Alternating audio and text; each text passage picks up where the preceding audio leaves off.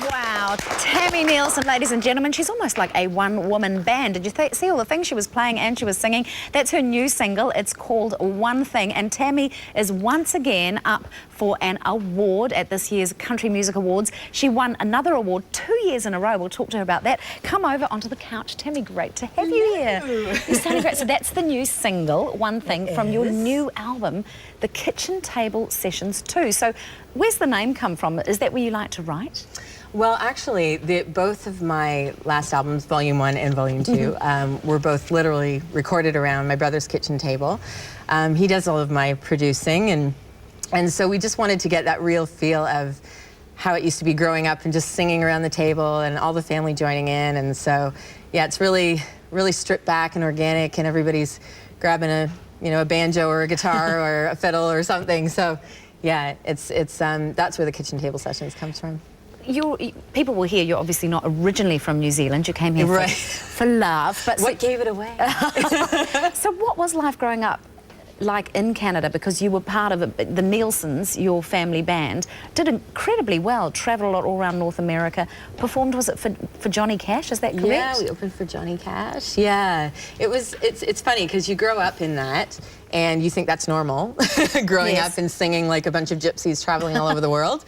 But then you become an adult and move across the world in my case, and just really appreciate the way that I was raised and the opportunities that I had. And a lot of people will go to university for music and take courses, and I never had that, but definitely had experience just growing up and touring and just learning the real hands-on way, for sure. But because I think that must make such a difference, particularly when you're trying to break in another country, and you're so confident and getting performing live. Is that something that you think comes from the upbringing you had? Oh, definitely. Yeah, growing up from basically being knee-high to a grasshopper, as my dad always says. I find my father coming out of my mouth so many times. It's just, anyway. Don't we all? I know, it's so frightening. Wait till you have kids and you sound like your mother. Exactly. But yeah, so from the time I was really little, being on stage, it's just so comfortable because especially being up there with my family, it's kind of like your security blanket. So coming to New Zealand and starting over was actually a really big adjustment for me to be a solo artist and be kind of ripped away from that little nest of, safety. When you came over to New Zealand in the first instance, what was the thing that your mother said you mustn't do? Oh, at the airport before I boarded the plane to visit a girlfriend, she said, now don't go and fall in love with somebody over there.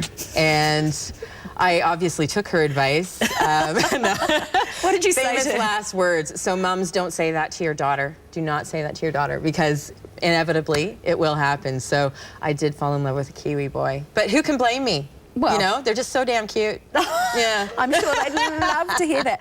Let's talk about your nomination. First of all, what was the Country Music Awards you won 2 years in a row? Was that for Best Album or Best Performer? Yes, Best Country Album the last 2 years. Got two TUI awards. They match. I like the matching. The bookends.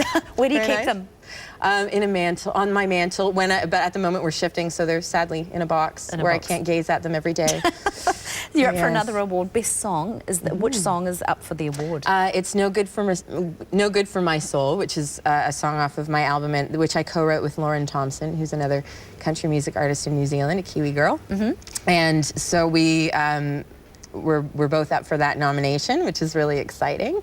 Yeah, so having won the albums, which was a huge thrill, but never having won the song as a songwriter, that's what you really exciting. But of course Donna, who's on the show today, is up for it as well, so she may have to meet with an unfortunate accident in the changing room.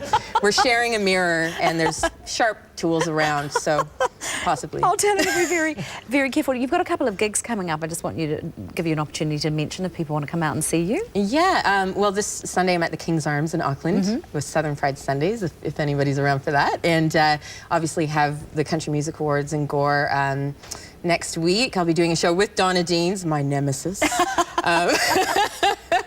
At the Little Theatre in Gore. But I also have, we're working on a project for October. It's the live play, theater production of the life of Patsy Cline. So that could be quite a cool thing to come and see. It's the opening of the new Q Theatre in Auckland. So, yeah. Because you've been described as having a voice like Patsy Cline. Yes, and that's something that I take with a huge grain of salt. But it's a huge honor to be compared to her. She's one of my idols, and she's pretty much the best country best country singer there ever was, really. Oh, well, look, I think you're pretty talented yourself, Tami. Great to have you on the show. Thanks so much for joining us for our special today.